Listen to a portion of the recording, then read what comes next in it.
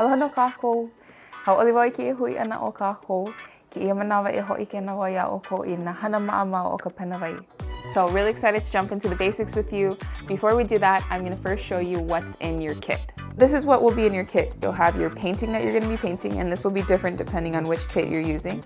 You'll have a piece of scratch paper and a little mini printout of your painting with an explanation of what you're painting. Then you're going to have a mixing plate.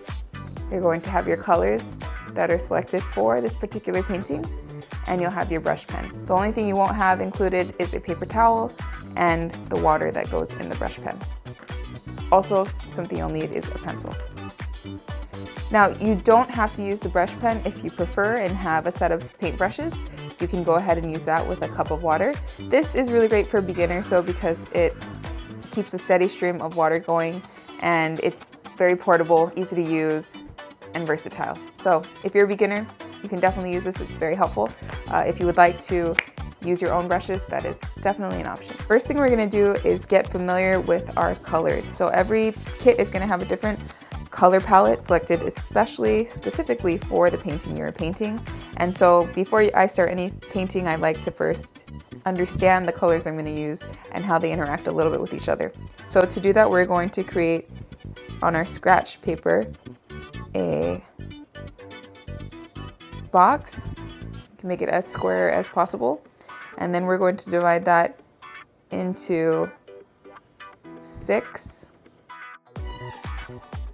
other boxes, just like that.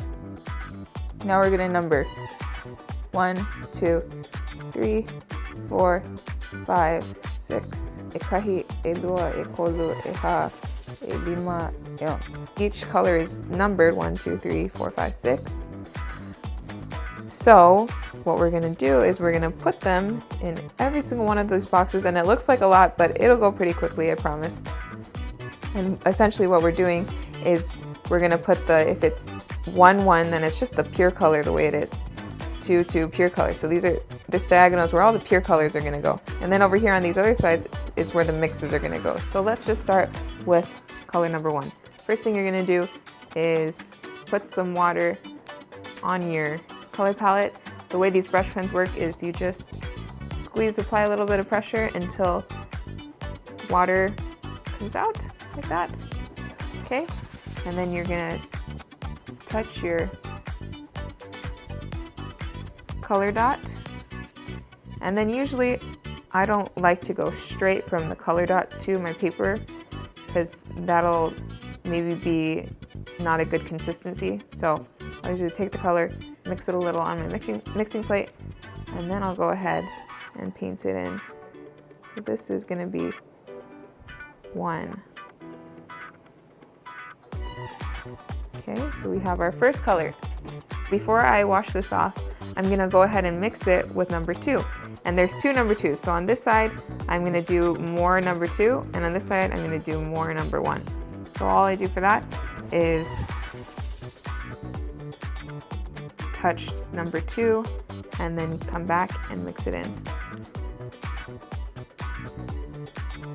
And you can see when I paint that over here, it makes this almost brown gray. Now I'm going to go back. I'm going to add more red to it, more number 1. And when I do that one, that looks a little bit more like a maroon.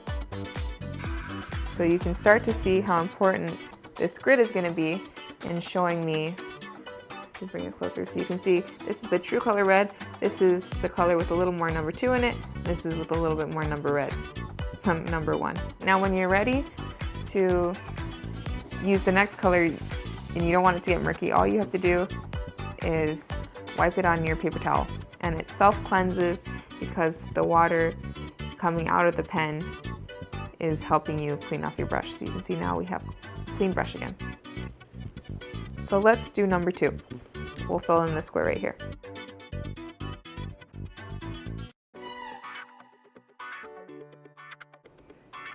Okay.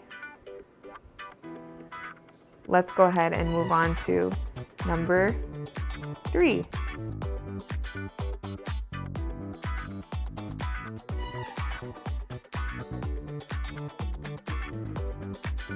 clean off my brush a little bit. This one's gonna be number 3 as the main color, and number 1 as the secondary color.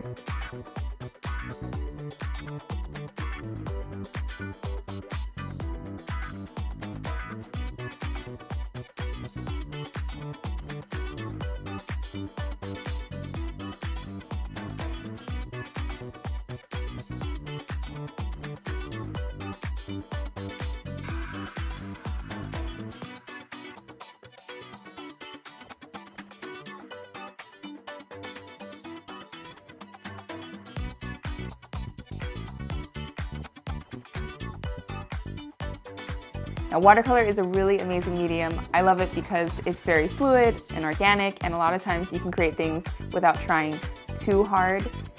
Now, I love creating, I love art because it is the only thing that really helps me to slow down. It's almost like meditation for me. It's the only time that I can have to myself, be in my own little world, and then when I'm done, I feel a lot better and ready to face all my challenges and my children. I really hope you enjoy your time, and if you're a perfectionist like me, I just hope that you accept whatever happens and go with it, and in the end, look at it and say, well, this is the best that I could do being the painter that I am today.